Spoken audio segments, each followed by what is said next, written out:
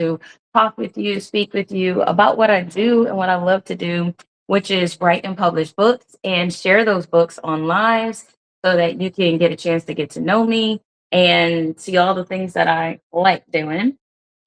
Today, I am just honestly talking about the love of writing. I think when you're doing something that you love, it becomes more easier to keep doing it, right? When you are feeling as if your purpose is being activated and you don't feel like you're wasting time, it gives you the motivation we all need to keep going. And so, for many of you who are watching this live, I want to let you know that the work that you're doing will pay off. I know sometimes in the beginning, when we don't see the views, when we don't see the orders, when we don't get the confidence that we're looking for, we can instantly write off everything we've done. We can say, sometimes unintentionally, this isn't working. It's not going to work. I'm tired of this. And we can honestly check out even before we really gave ourselves a chance. And I want to let you know, hey, T Marie, good to see you, hon. And I want to let you know if you have been battling yourself, I want you to know you're not the only one. Sometimes the best thing we can do is tell everybody what we've done. And if you're not going to share your book or share your stories, how are people going to know that they exist?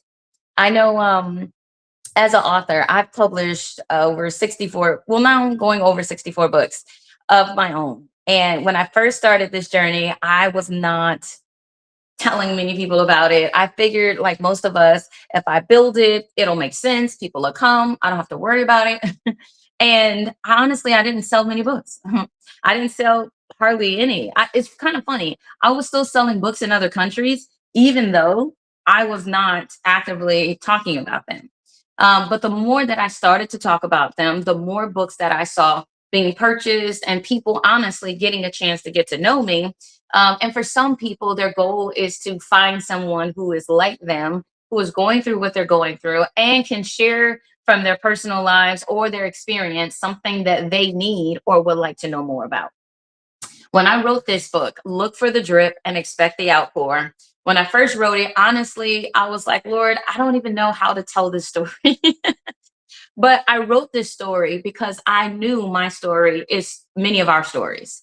And that is, we look at the things that will deny us, whether it is we're not smart enough, we didn't go to college, we don't have it all together, our life is still in transition, I haven't really gotten over my heartbreak, I'm still in it, or we write about the things that we're still going through.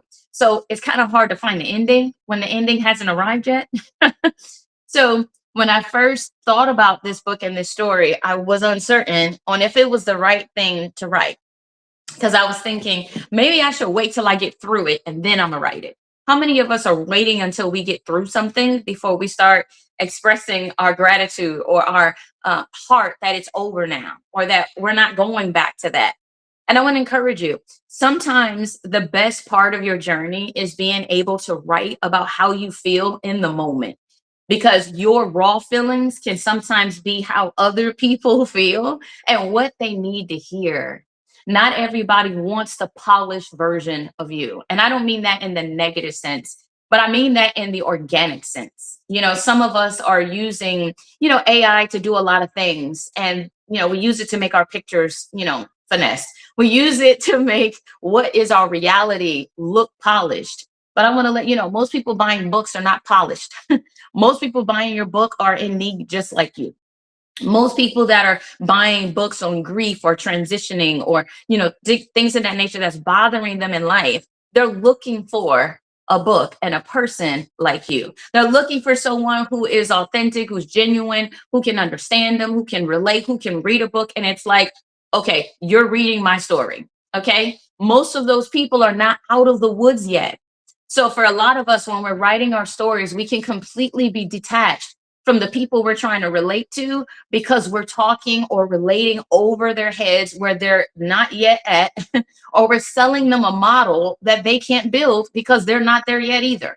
Not every book that talks about their story or a story is necessarily what? Your story. And what I love about my books is my ability to be able to share with you where I am and also too where I've been, because when you see like in this book right here, I got it home, it's on the shelf. Y'all see? Okay, there it is. So in this book right here, all right, you can definitely click on the pen. You can use that to grab the book. They do come signed by me, by the way. But when I first came up with this book, it was something a prophet told me many years ago. That prophet also happened to be my mom. And she said, Crystal, it's going to drip, drip, and then it's just going to pour out. Right. And for many of us, we're like, Lord, I've been on the drip. If I look at my finances, they've been on the drip for a long time. If I look at my romantic, affiliations, them things are on a drought. They ain't even dripping. Nothing that I really want. So I'm missing. I am, you know what I'm saying? Some of us, we're looking at our lives and we're like, Lord, is this rain really hail? Because stuff is hitting. I feel like I'm getting beat up by invisible objects. All right. Whether it's my emotions, whether it's my dreams being destroyed, these are the things that we are battling, basically. And when I was thinking about that, I was like, okay, how can I motivate myself, not to give up when I'm not seeing the fruits of all my labor? How many of you know you can see fruits of your labor? Some people can give you compliments and it's like, oh, that's nice. But how many of you say, well, that's not enough? Lord, I need you to what? Show up for me. And I want to show you sometimes it's missing the simple things that actually build towards the bigger things. When I first started my company, I was making under 15,000, 19,000 a year. How many of y'all know that's below poverty? um, well, hey, Kayla, I'm going to stay on topic. I could definitely say a whole lot about what you're referencing, but for the sake of what we're talking about, I won't. And people that are doing, disgusting things, I'm just going to have to mute and block you, okay? Because that's not what we're on here for. All right, so let's stay focused because we're here to win, okay? So if y'all keep ready, you're ready to win. I want to share with you how you can do that, how I've done that, okay? And like I said, I didn't write a book that was hard, for people to understand. Because if I write it like that, what good is it to you? What good is it to me? I always tell people writing is therapy. So if you're writing your books and you're doing it authentically, if you're doing it because this is something that you're passionate about, whether it's fiction, nonfiction, a children's book, there is something that will grow within you as you're writing because this is what a part of your releasing. Okay. What I love about writing is not one sided. As you write, it will release what you have into the atmosphere, but it will also charge you, meaning give you back what you're pouring out because you are fulfilling what you were born to do. Okay. For some of you, writing might not be it. All right. And that's okay. For some of you, it could be singing, it could be dancing, it could be helping people, it could be whatever your profession is. You don't have to have it all together, and that's what I want to show you, ultimately with this book. I'm gonna show you basically my highs and my lows, the relationships that were not good and that were part of me not going as far as I should, right? Sometimes you got to let people go or let them know, hey, look, this is where I'm going and this is where I'm going to be and this is where I am. So now you see the gap. So now if we're both seeing the same thing, help me help you. Okay. Because a lot of times we hang out with people, we stay with people for good intentions, but all the wrong reasons. Have y'all ever done that before? You met somebody and for all the right reasons, you're like, I know there's a reason I met you, but you kind of don't know where they plug in at. So you put them where you think they're supposed to be. And sometimes we put them in a romantic, speed. Sometimes we park them in friend zone. And then we're like, man, maybe. And then later on, we're like, man, he was right there. Man, she was right there. But because you couldn't be clear on what you wanted, you found yourself missing the very person you've been praying for. You find yourself missing the chance to walk in the footsteps because you honestly gave up during what? Your drought season. You gave up during a time where you were praying and you were looking for the mist, but the mist wasn't coming. Have y'all ever went to like a theme park or someplace where you got to stand in a long line outside? Y'all ever felt those fans blowing? And it was like the fan was, I don't know, giving you AC. And it ain't really blowing no good air technically because it's still outside with you, but it makes you feel a whole lot better. That's what I want to show you too. When we are looking for the drip, a lot of us, we feel like we have the drip, but many of us are not looking for it. Because if we look for the small things that can help build bridges to what we're really wanting to have, then we're going to quickly find that, oh my goodness, it was here all along. Now I need to what? Build my foundation. So I want you to take what you have right now and see it as your foundation for where you're wanting to go. And if you're wanting to go into helping people or relating to people or advancing yourself, I want you to know the best ways to do that is to recognize yourself. Recognize the things you do well. Recognize the things you don't do so well. Recognize the things that people told you that could have broken your heart and made you feel like, I don't want to do this anymore. And sometimes the biggest hater to your journey is not other people, it's not the devil, but it's actually us. It's actually us struggling to believe how it's going to work out this time if the other times we've tried, we failed. I want to show you something too. One of the things that I definitely, encourage people to look at and to understand is that when we live life, there are things that will impact us. We're not robots, we're very much human. And when things break our hearts, it does carry weight. Okay. I wrote this series called Embrace Your Crown. This is the first book in the series. And what I love about the series, this one right here deals with opening 7 gates to find and overcome heartbreak. Because what happens is a lot of us don't realize we're heartbroken. If we didn't go through a bad breakup, we swear we're not heartbroken. But I can tell you, a lot of us have been heartbroken, not by even our lovers, but by people that we loved or things we loved that we feel rejected us. If we really love playing basketball and we just failed at it, I mean, like we were just embarrassingly bad. We avoid the court. We don't dress out.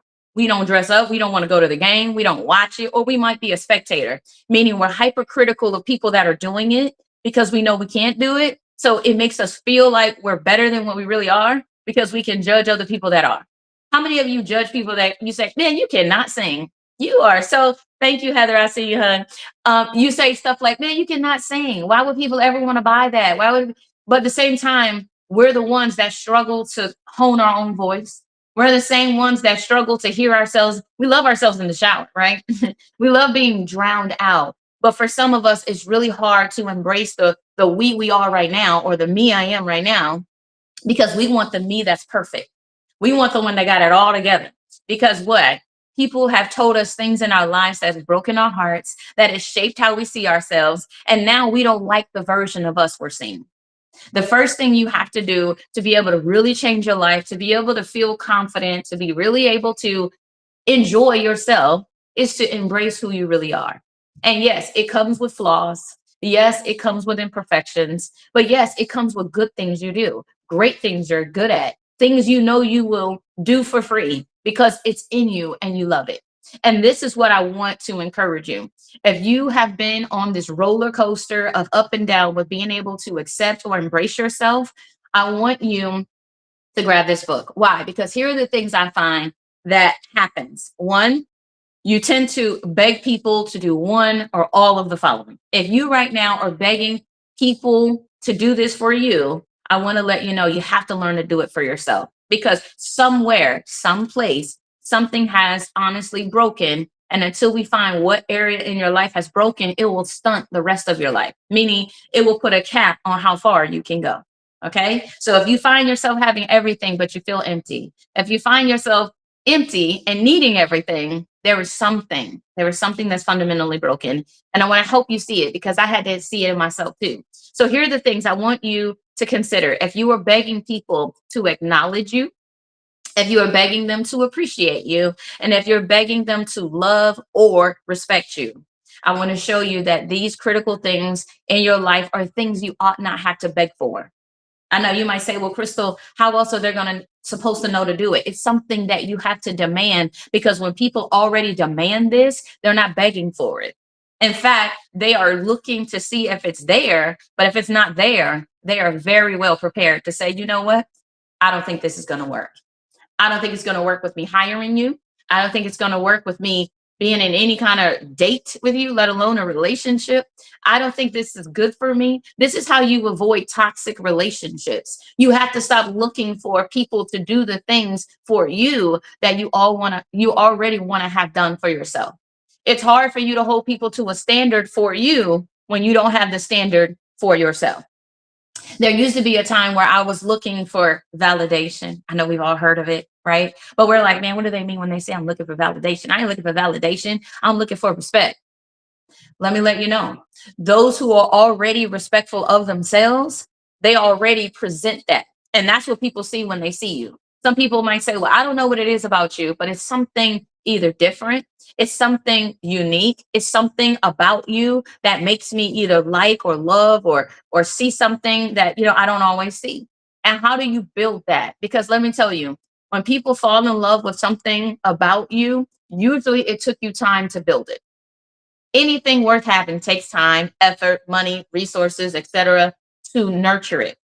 This is why some people will say stuff like, oh my gosh, I put way too much into this to let it go like this. Okay. If you put so much into yourself, you are not going to let it go like this. If you have a diamond that's worth $1 million, how many of you would like put it under lockbox, lock and key? Nobody's gonna touch it. If they do, they're gonna have to have clearance. You're gonna have to know their background. You're gonna have to know where they come from, their mama, daddy, their last name, their social security number. You're gonna have to be able to what? Find them. You're gonna have to know how many of you are dating and spending your life with a person you don't know half of these things about. And this is you. Like, you are the precious diamond. You are the one that has value. You do come to the table with something. But when you don't believe that has value, when you don't see the writing on the wall and other people do, they will take advantage of the things that they can get from you. Some of them are not taking advantage of you, but you feel that way because you don't know how to use what they know how to use in you. I'm gonna say that one more time. Okay. Some of you say, man, everybody's just using me. No, everybody just can see your value. And when they see your value and you don't, you are the one that stops yourself from excelling to the highest level. You're the one that's allowing your heartbreak to stop you from getting things in order for yourself. Some reasons why some of us don't have is not because we can't, it's not because we're not smart enough, but it's because we haven't demanded enough of ourselves. We haven't been our best keeper. We say, can you be my brother's keeper? Can you be your keeper? Can the Father trust you with your dreams, or will we sit on them? Can the Father trust you with telling you you're beautiful, or will you tell yourself I'm ugly? Can you see how you can tear down your own self when the Father wants you to see yourself and say, you know what? I'm gonna do today different. I'm gonna do this thing different. Why? Because as you start doing things differently, it will supercharge you, it will make you focus, it will give you something to aim for. One of the books in the series that I do have to mention is the third book in the series. And I'm gonna go back to the second one. I know I'm kind of hopping out of order, but I wanted to make sure I brought it up in sequence because of the conversation that is. One of the things I realized that a lot of people are doing is they're not focused. Okay. When you are not focused, you will miss your target every time. Okay. It's like aiming. Y'all ever seen people that can't aim worth nothing? You like, what are you looking at? Like, what are you seeing? Because I don't see what your target. Can we see our target all the time? Can we see the people that are looking for us? Or are we busy focusing on the naysayers, focusing on our negative words, focusing on the things we went through, focus on the things that broke our hearts? And now we don't have the energy, we don't have the focus, the willpower, the consistency to show up in places where people really do want and deserve to see us be our best. Some of those people are your family members. Some of those people are your spouse. Some of those people include those that love you, definitely, and those that believe in you. Because not everybody that believes in you are necessarily your family, which we've all experienced. Some of the people that believe in you are going to be people you meet in social circles. They're going to be the people that want to work with your business. They're going to be the people that can lock in step with your dreams. And I want to let you know, if you have not found your circle, then you want to push a little bit more because they're out here. You might say, well, Crystal, I don't really know. I feel like it might be late. Hi, Kenny. Hi, Press the Pause. Good to see you. I also see you, Edified and Unified. Thanks for being on. Some of these things, are things we're going through. And all the books, which is amazing, of the series, there are 164 pages exactly, which I thought was awesome. Hey. And what I wanted to do is I wanted to help you to see some of these subtitles, right? Thank you, Kimmy. So in the subtitles, this one says, don't let the voices distract you anymore. What I realized for me is I was holding on to the words I heard other people say that made me believe them because I felt like they were somewhere I was not. And because they were somewhere I was not, that they knew better for me than I knew for myself. How many of you have to realize that's not always true? Some people that are pushing you down are people that see your potential and they're trying to kill it before it becomes something great. Because if they can stop you now, then that means you stay on their level and both of you are equal. Some people are not really about what you're focused on. They're not trying to see you become great. They're trying to see you become their equal, or and sometimes you becoming their equal is you staying the same or worse going down.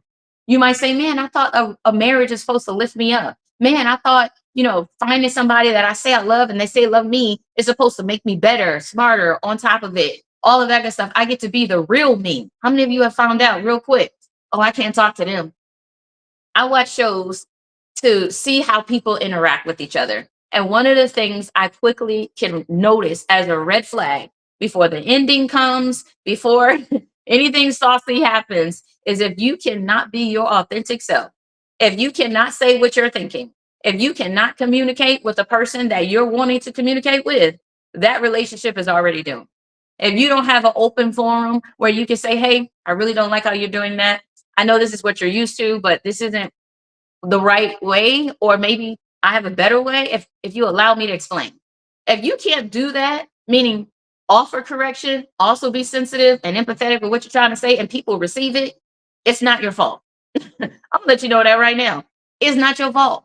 Some of us are trying to protect relationships that need to go, meaning until they're ready to handle a honest conversation, there's nothing you're going to be able to do. Let me release you. Because some of us are like, "Man, Lord, I'm gonna try harder. I'm gonna say it differently." No, it ain't the way you're saying it, because everything you needed to do, you've already done. The problem is you keep repeating yourself to people who don't value what you value.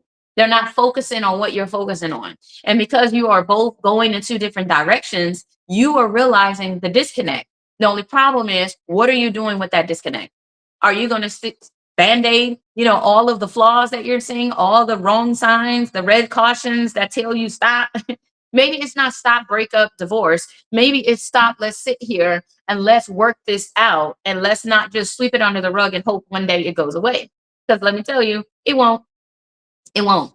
And if you know that now, then you have to invest in that relationship to find a way to better communicate so that you can preserve it. What we value, we look to what? Preserve. We love ourselves, we try to preserve it. We try to eat better, we try to exercise, we try to do stuff. If you don't show that you value the things you like, because what you value, you put your time in. Okay. So if you're looking at your time inventory and not seeing the things you need to see about yourself or about your life, I want you to get organized.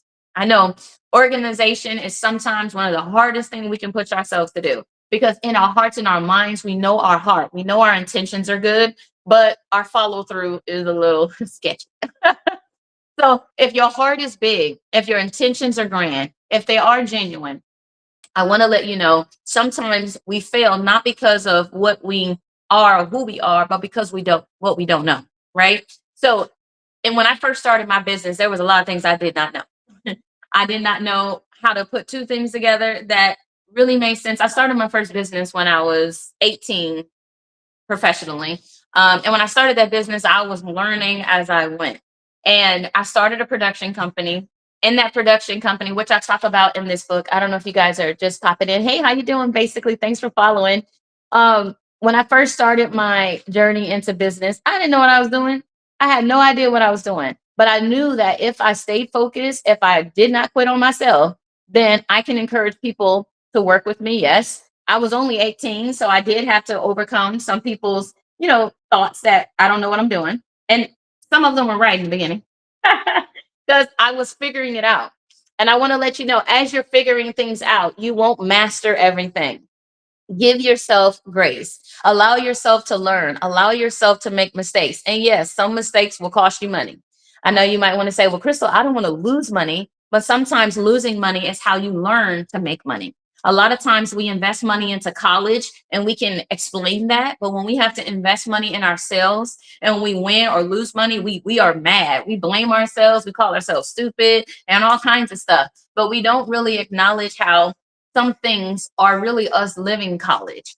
College is not, thank you so much. College is not just about what you do to win in life. College is about everything something is pulling on you to learn to advance you so that you can use it all the rest of your life.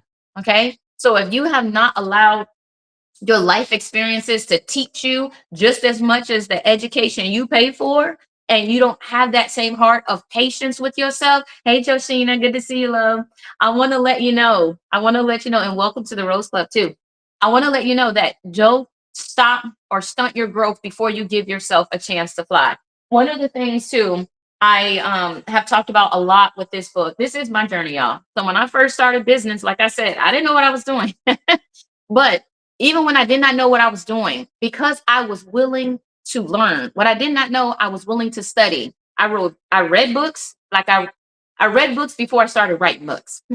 All right. And when I was reading these books, it was teaching me how to see myself. It was teaching me what I didn't know. It was helping me grow. I learned how to use cameras and all kinds of stuff through reading books.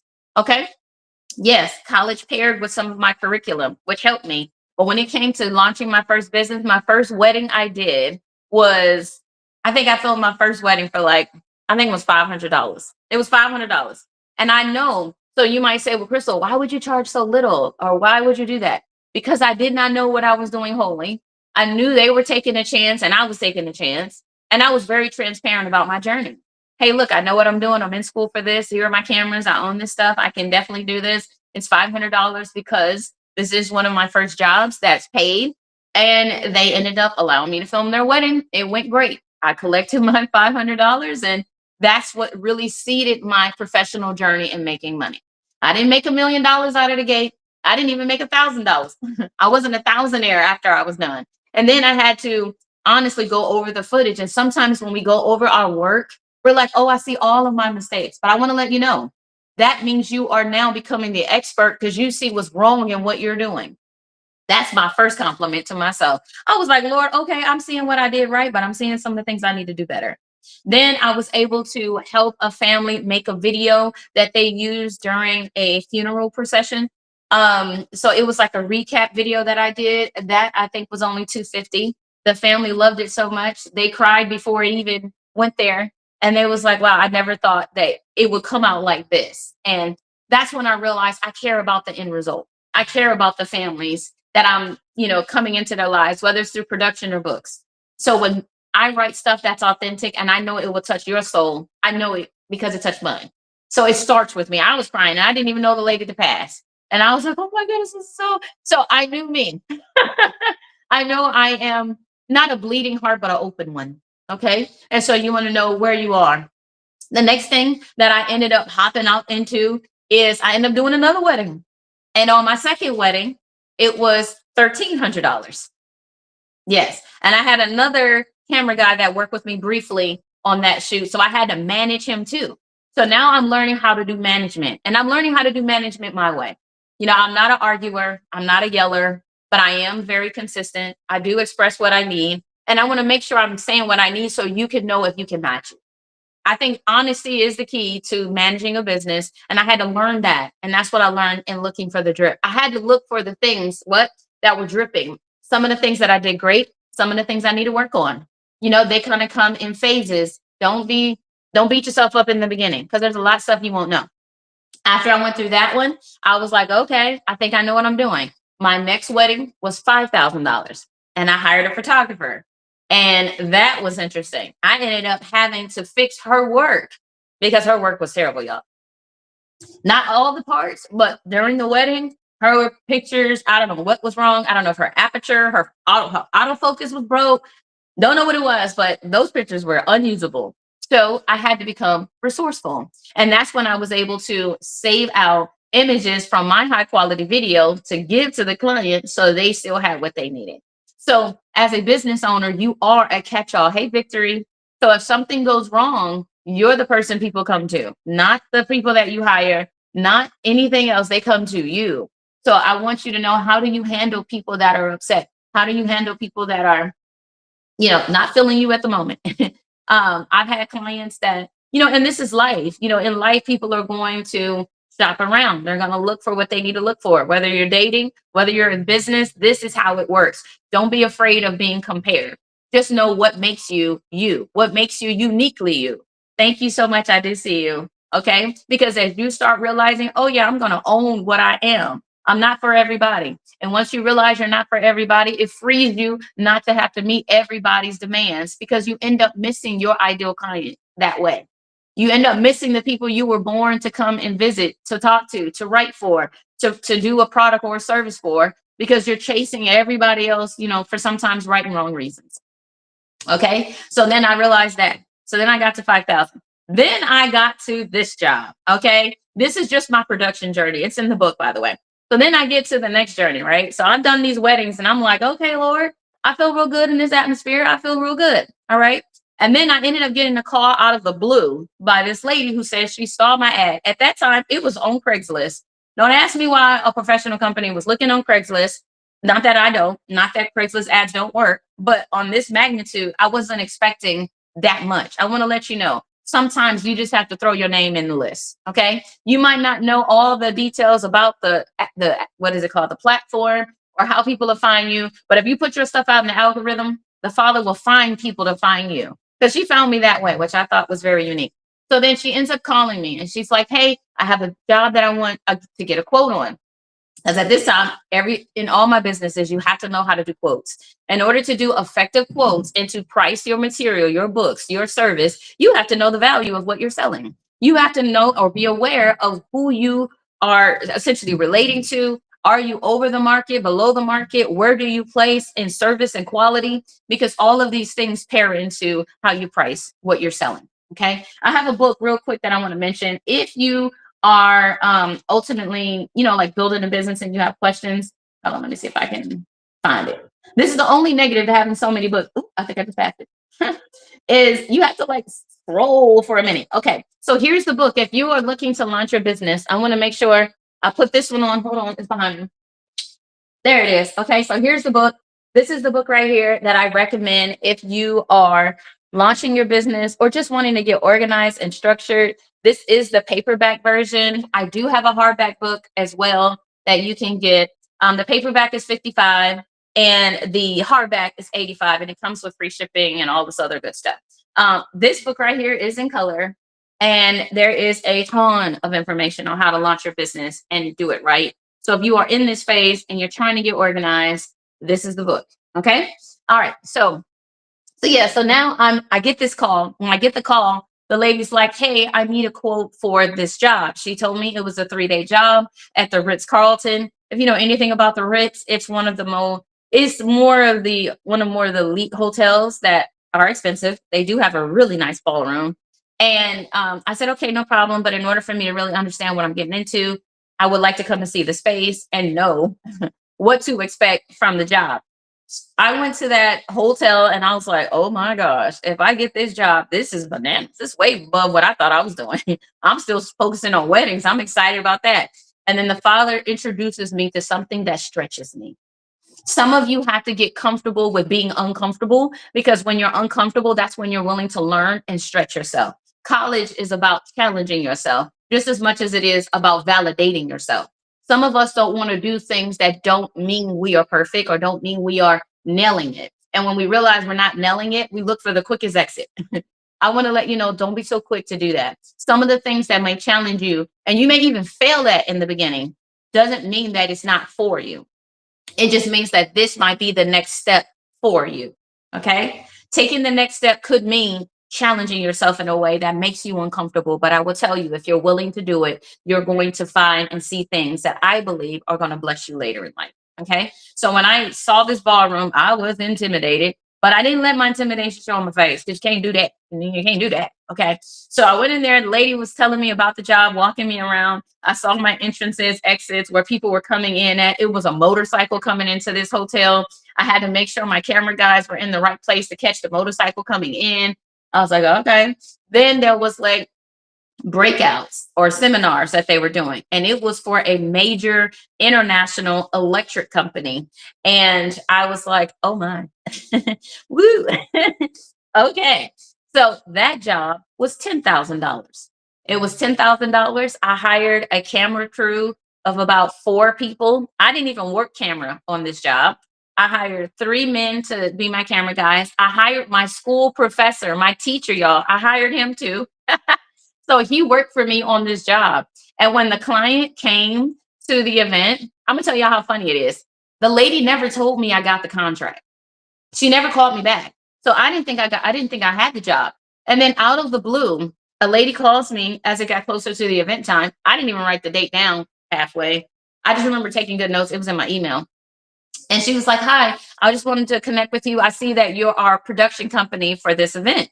I was like, "Yes, I am." It did not take long for me to catch on. The father was like, "I'm giving it to you. So just ride the lane." I didn't care that I didn't have the camera crew at the time. I didn't care that I had to now stretch myself. I had to go get business insurance because in order to be in a hotel, you had to have $1 million bond.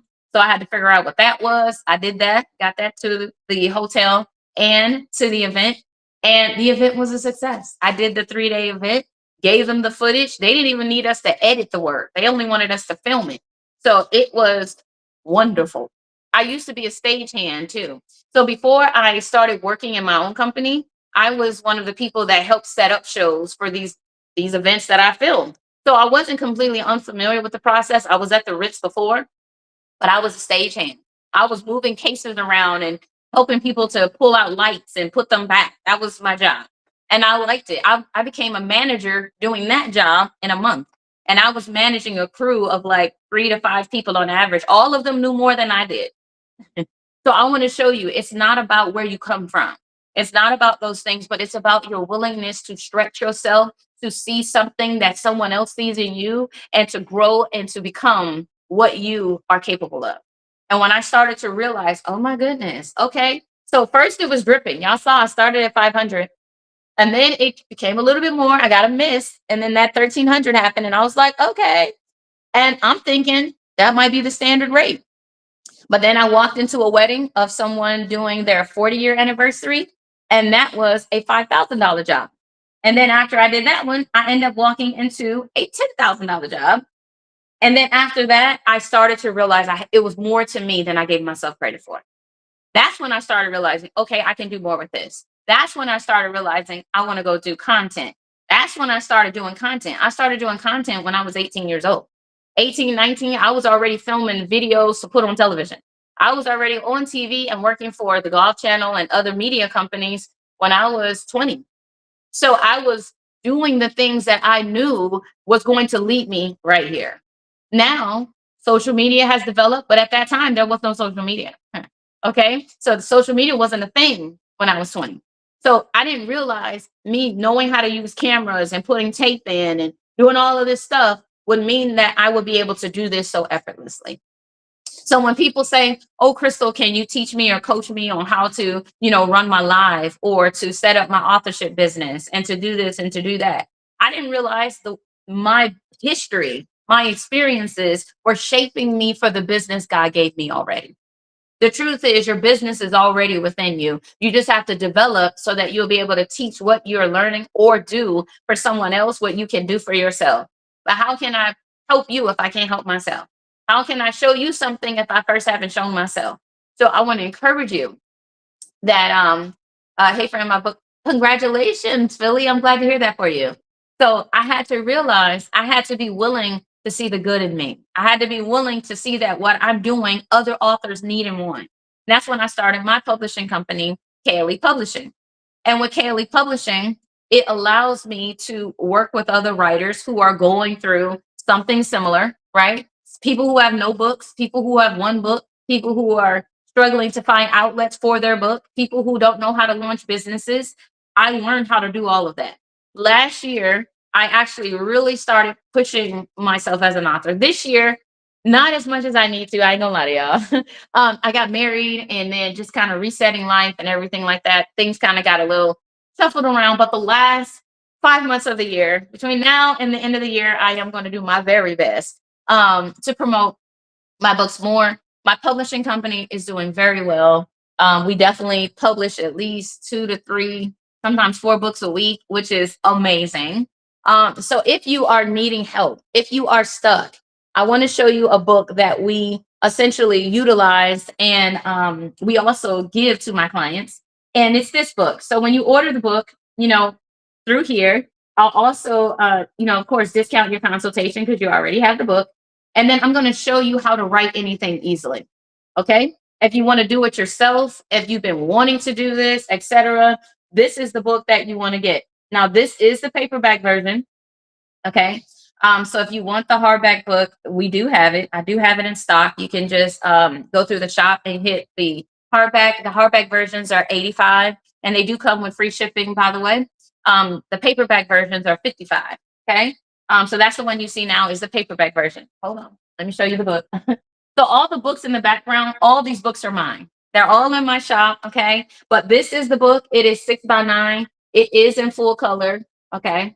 So this is not a cheap book to print because I want you to have what I want, which is the best. Everything you see in my books is what I do for my clients. I've had people, and two, when you first work with me, there is a consultation. The consultation is $156. But when you order the books on the lives, I give you the consultation free when you have the book because this is part of the process. I want you to know why and what you're working on and what you're doing. To me, a informed client is one that can understand the value of what you're doing, but also if you decide to do it yourself or work with someone else, you'll know what to do. So the author in me is like, I'm gonna tell you what I've done. The publisher in me is saying, if you get stuck, let me help you finish it. Okay. If you don't want to do it, then let me do it for you. Okay. We complete services in 90 days or less. Most people that have already written and edited their book within 30 days, their books can be published. If you need light editing, about 60 days. If you need heavier editing or ghost writing, then 90 days is usually um, it's the max and then or less. Okay. Now we do offer payment plans. Some people's payment plans are about 4 months or so. So you can do that.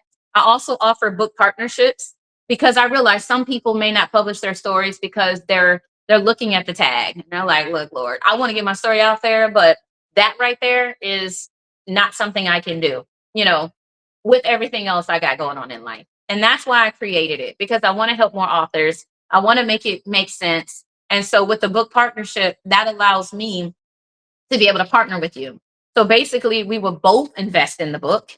And what I love about how I do book partnerships, you don't owe me anything if the book doesn't sell. It's not a loan, it's a joint investment. So that means we're both taking the same risk. A lot of traditional publishers, they give you money to publish your book, but it's a loan. It's not a gift, it's not free. If you don't sell books, you owe them. You either owe them the money back or you got to keep making books to make back the money. We don't have those requirements. Okay. So that's how Kaylee Publishing is different. And you can definitely search it, for Kaylee Publishing. It's kayleepub.com for if you need a publisher, definitely check them out. And yes, so I want you to, definitely to grab this book, right here in my shop. And when you do, I'm going to show you how to do this easily. Writing and publishing, telling your story doesn't have to be hard. You can use AI, but I wouldn't just make everything AI because one, it won't have your voice, it won't have your character, it won't have your attitude, it won't have your heart lived experience. The soul of you won't be in the book. And that's what I specialize in doing. Every book I've written has been written with me, my voice, my hands. Okay. And I'm going to show you how you can do that too. All right. Another thing too is it's nothing wrong if you're using, AI to assist you. That's fine. Even if you use AI to make your graphics, because you're not a graphic designer, you're a writer. So I understand that. And if you're trying to keep things within budget or create a vision you have in mind and it can help, you can do that too. You can use technology to help make your life easier. I just want you to be aware of some of the legal, ramifications of using AI when it comes to writing content. Because copyright law is a real thing. There's a lot of things changing with AI. Still a lot of things that need to be developed. In our copyright page details, I do put a clause in there for our authors, of how they treat your content when it comes to AI because I do believe that it's something that we should be able to protect, which is our intellectual property, because it does belong to us. So I want to show you how to do that. And that consultation allows me to see your book, see what you've written, and give you feedback on it. So if you've been like, man, I really need somebody to give me feedback. I don't know what I'm doing. I don't know how much this should really cost me. All of those things are in the consultation. So when you buy and also they're in the book. So everything you're probably questioning is in there. Most people sell 500 copies lifetime. Okay. So if it's 500 lifetime, most of my clients, their books average $20 a unit. And if they're averaging $20 a unit, that means gross, you can make about $10,000 if you're doing the 500. How many of you know if you're running a business and you have a strategy to be able to sell and do more, you can do more. And that's what I want to show you. I have another author, he probably prints and sells at least 1,000 books a year. So he's doing about $20,000 a year. Others, I made $20,000 a year in selling books. So it can be done. And that's what I love. One of the things, too, I got to tell y'all this before I jump, is some of you have published your books, or you may have put a pause on selling your book because you don't know how to make it a business. One of the things that the Business Concierge does, which is a partner service with Kaylee Publishing. It's the same company, but they have two departments to help authors to then market, sell, and launch their books. But with the Business Concierge, they ultimately help you to connect those dots. So if you need a website, if you need a social media campaign, if you need to run ads, if you want to communicate with your customers automatically, meaning so you don't have to sit at a computer and send emails back and forth, we call that automation. So we can automate those tasks for you through a system that we build and manage for you. Most of you are probably going to look at buying a website that will cost you $500 or $350, and then you have to cover the hosting fees through GoDaddy or whoever you're hosting through. Usually those fees can run $20 a month, $10 a month. Okay, and in those cases, you're spending another $100 to $200 just to host the site. So if you're paying a host fee and you're paying to build the site, and then after it's built, everybody's gone, then where does that leave you? That leaves you trying to figure out how to manage a website when you didn't even build it. And then when it breaks or something happens, who comes to fix it? You then have to find somebody to pay someone. And then a lot of these companies, their subscriptions are like $50 a month. So it just gets more and more expensive. What I have been able to do for authors like you, people like you who have businesses, and you're like, I need a break. I need help. I need someone who can help me run my business and make it affordable. For less than what you would spend to build one website, we not only build your website, we build your workflows to automate your emails, to automate receipts, to automate follow-ups, to help with your marketing. You can post to social media. You can do all of these things through the business portal we build for you, but also we manage. So if something don't work, you don't have to figure it out.